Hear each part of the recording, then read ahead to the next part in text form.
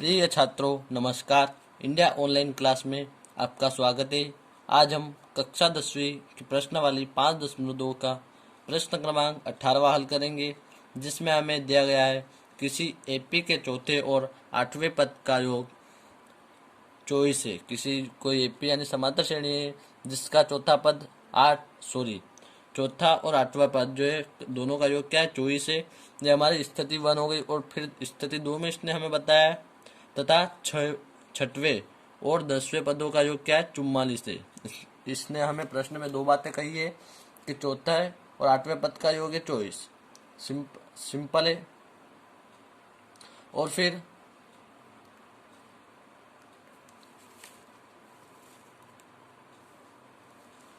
उसके बाद यहाँ पर हमें छठवें और 10वें पद का योग बताया इसने हमें। आप देख सकते हो 44 यहाँ पर 44 बताया।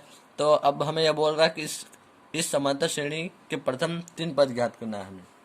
यह समांतर श्रेणी यानी एपी जो है इसके प्रथम 3 पद हमें ज्ञात करना है।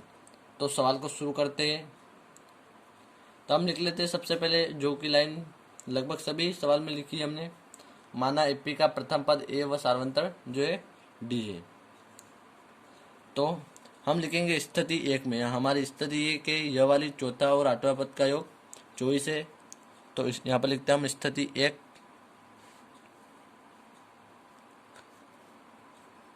स्थिति 1 से अब हम इसको हल करते हैं। हमें दिया गया है यहाँ पर चौथे और आठवें पद का योग। तो हम लिखते हैं चौथा पद प्लस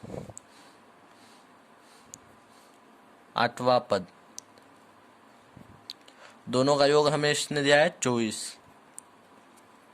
अब हम यहाँ पर चौथे पद को ज्ञात करने का फॉर्मूला और आठवें पद को ज्ञात करने का फॉर्मूला लिखते हैं। यहाँ पर हमारा चौथा पद ज्ञात करने का फॉर्मूला होता है a प्लस 3d।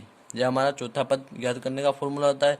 इसमें हम आठवें पद के फॉर्मूले को जोड़ते हैं a प्लस 7d। इन दोनों को जोड़ने से हमें प्राप्त होता है 24, जो हमें प्रश्न में स्पष्ट बताया गया है। अब हम इसको हल करते हैं। बराबर ए यहाँ पर हमारा a प्लस का है और यहाँ पर भी प्लस का है, तो दोनों मिलकर क्या हो जाएंगे जुड़ जाते हैं। तो हमारे हो जाते हैं 2a यहाँ पर हो जाते हैं। फिर प्लस का निशान हम बीच में लगा देते हैं।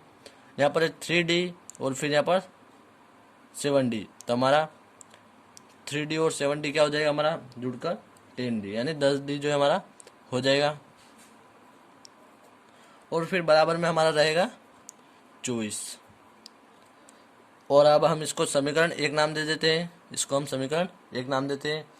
फिर इसके बाद स्थिति 2 से हम इसको हल करेंगे। यहाँ पर स्थिति 2 जिसमें हमें इसने कहा है कि छठवें और 10वें पद का योग। यहाँ पर हमें चौथे व आठवां पद का योग दिया था, अब इसने छठवें और 10वें पद का योग दिया है यहाँ पर दूसरी स्थिति में। तो लिखते हैं छठवां पद प्लस 10वां पद बराबर कितना दिया है इसने 44 दिया है। फिर इनके भी हम फॉर्मूले लिखते हैं। यहाँ पर छठवां पद का फॉर्मूला होता है हमारा यहाँ पर a प्लस 5d प्लस 10वें पद का फॉर्मूला होता है यहाँ पर a प्लस 9d। यानी हम किसी भी पद को ज्ञात करेंगे तो d में जो उससे एक कम संख्या का गुणा करते हैं। यहाँ पर हमें छठवां पद ज्ञात करना तो 5 का गुणा करेंगे d में, और यहाँ पर 10वां करना तो 9 का गुणा करेंगे। इसी प्रकार हमने यहाँ पर भी गुणा किया है। बराबर इसने हमें बताया 44 बराबर। फिर इसको भी इस प्रकार से जोड़ देते हैं। a और a हमारा हो जाएगा 2a फिर से, फिर प्लस का निशान, फिर 5d और 9d हमारा होगा 14d हो जाएगा हमारा। बराबर में हमारा दोनों का योग है 44। इसको हम समीकरण 2 नाम दे देते हैं। और अब हम यहाँ पर लिखेंगे कि समीकरण 1 व 2 से समीकरण 1 व 2 से अब हम इसको हल करेंगे 1 व 2 से। तो यहाँ पर लिखते हैं हम समीकरण 1 को। समीकरण 1 है हमारा 2a प्लस 10d बराबर 24।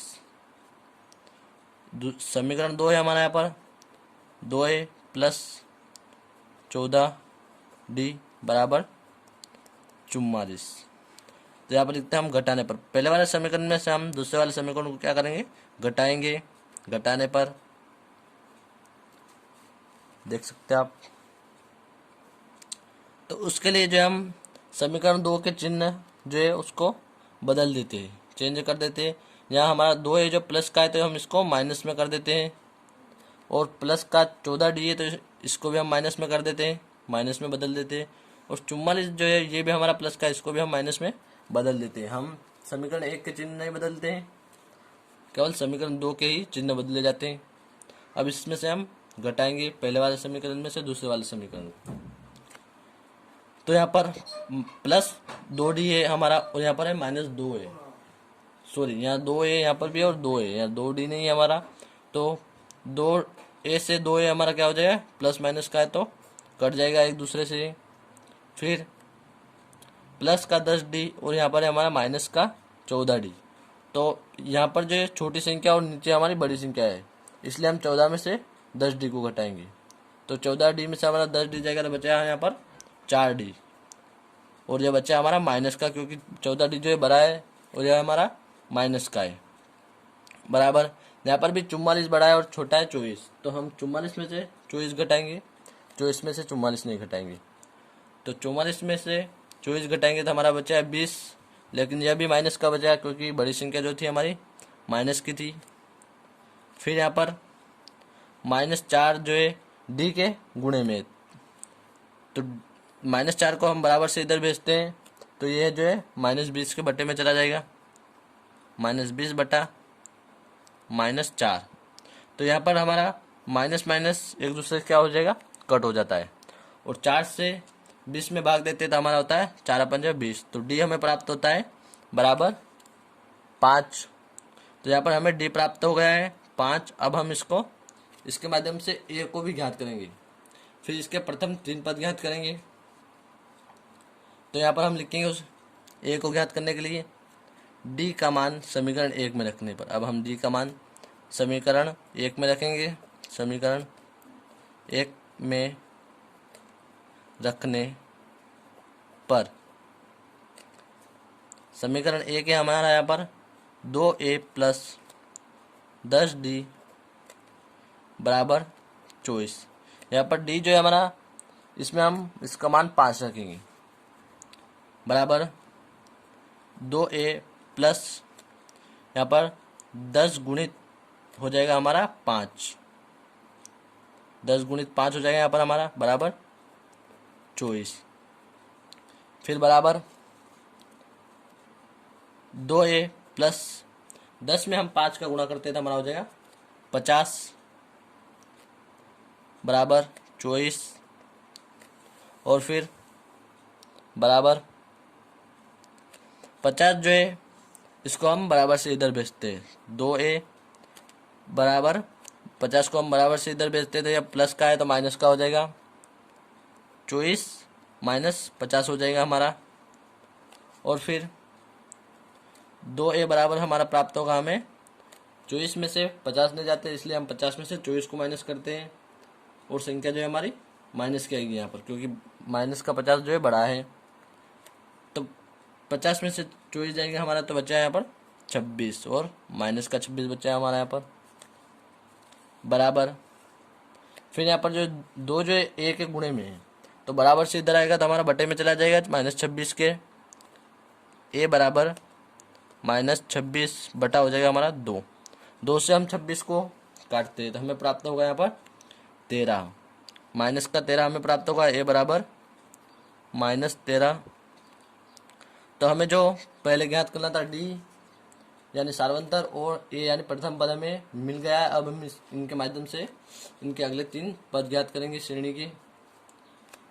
तो पहला पद हमें जो है, तो यहाँ पर पहला पद जो है हमारा है a बराबर -13, तो हम लिख देते हैं पहला पद जो है ए बराबर -13।